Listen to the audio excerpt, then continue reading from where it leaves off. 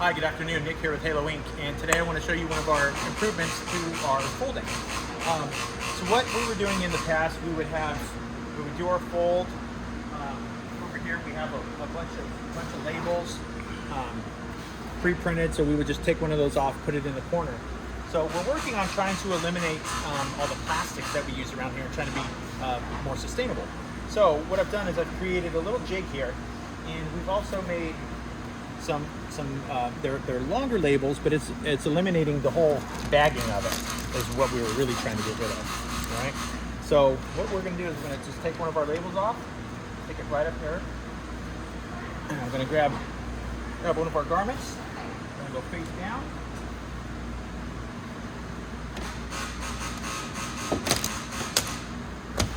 Fold. It's done. Then we go ahead and slide it in the box. As you can see, when the customer opens the box, they're going to see all their different sizes in there. Thank you.